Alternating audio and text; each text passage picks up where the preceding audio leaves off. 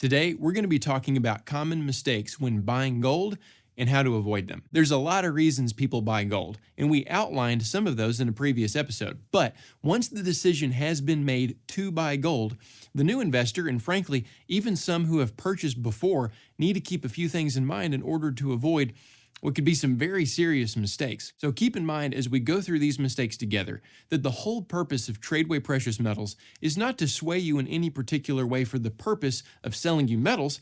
We don't even sell metals. What we're here to do is to persuade you in a particular way through our educational materials in order to make you a cost-effective metals investor. So that's the heart behind this video, is to help you save money. So with that being said, let's go through some of the mistakes. Mistake number one, assuming the most popular option is the best option. Now, it makes a lot of sense that a person who'd be brand new to the metals field would think that prioritizing popularity would be a pretty safe bet for landing a great investment. The issue with that, though, is that as a general rule, the more popular the product is, the more expensive it's going to be relative to other products. Of course, this makes perfect sense because the higher the demand is for something, that's popularity, the higher the price will be. So if you're a new gold investor, here's what I'd like you to think about. Here's what I want you to do. Think through what your personal objectives are. What is it that you're wanting to do exactly? What is it you're wanting to accomplish with gold? Once you know that, you'll be able to make the decision on what to buy. For example, am I going to go buy the most popular option, or is cost saving something that's that important to me? Once you know this, you can make the purchase without making the mistake of assuming that the most popular thing is what's best for you. So that's mistake number one, assuming that what's most popular is what's best. Now, mistake number two is not considering the market beforehand. Now, I don't know if it's because most people have kind of created this interesting separation in their mind between physical gold and the markets, or if there's something else going on. But something that I've noticed after over a decade of assisting students all over the country is that most people don't consider the market trends prior to purchasing their physical coins.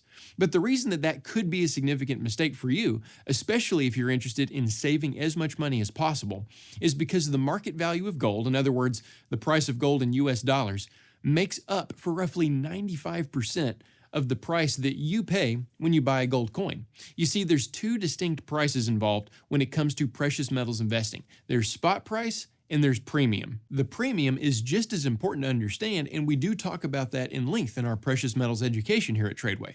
But the spot price, or the market price of gold, is extremely significant if you're on a tight budget and need to save every dollar per ounce that you possibly can. While we teach very specific strategies in our online courses, utilizing charting methods, market conditions, and buy points, all that kind of stuff, I'll just leave you with this for now. Before you go buy some gold coins or bars, make sure you check the gold spot price chart first and see if there is a reasonable entry point at play then, or if there's a technical reason to believe that there will be a better price in the near future. Now, as a quick note, if you are new to technical analysis or investing in general, let us know about it so that we can help you out with that and show you the ways that our education can help you become proficient in those particular areas. So that's mistake number two, not considering the market beforehand. Mistake number three, not understanding the history of gold in the US. Now, this is an interesting one, and as weighty as it may sound, it's actually not all that complicated. You see, the reason why I wanted to discuss this mistake in this context is because the sellers out there and the experts in this particular industry will often exploit the ignorance of their client in the area of gold's history in the United States. As one pervasive example, you may hear something along the lines of, look, you need to go buy these particular coins, these collectibles, these numismatic coins, because in 1933, the government confiscated gold, but collectibles were exempt, so go buy these. Well, here's the problem with that when you hear it, or at least one of the problems with it. There is absolutely no way of knowing whether an exemption from nearly a century-old executive order will ever come into play in a 21st century context. And by the way, even if it did, that's assuming that it will ever happen again in the first place. So think about it.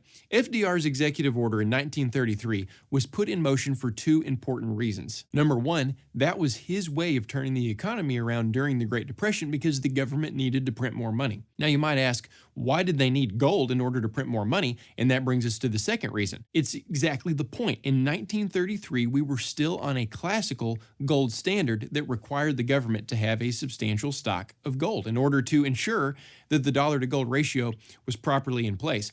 We don't have that now. We are currently on a fiat money system that requires absolutely zero gold to operate. So the assumption that a gold confiscation is ever going to happen again is already far-fetched. But even if we want to grant that it could happen again, I will again ask, who is anyone to say that an exemption in 1933 will be an exemption in 2033? What about the fact that the very coins being sold as collectibles today are the very coins that were supposedly confiscated in 1933? And by the way, the term confiscation is somewhat of a misnomer anyway. It was not this dystopian confiscation that took place, but rather something that was really even more sneaky than that, although distinct. If you'd like to learn more about the history on that particular topic, check out our newest course, Barter to Currency, A Brief History of Money. So the reason it could be a mistake to step into the world of gold prior to understanding just some of the dynamics of this topic is because you very well may fall prey to some erroneous sales tactics from certain dealers that will end up getting you to pay more than you should be paying. So those are 3 important mistakes that you can avoid before buying gold. That's it for today, everybody. If you enjoyed this video and want to learn more, check out the links in the description below, and we'll see you next time.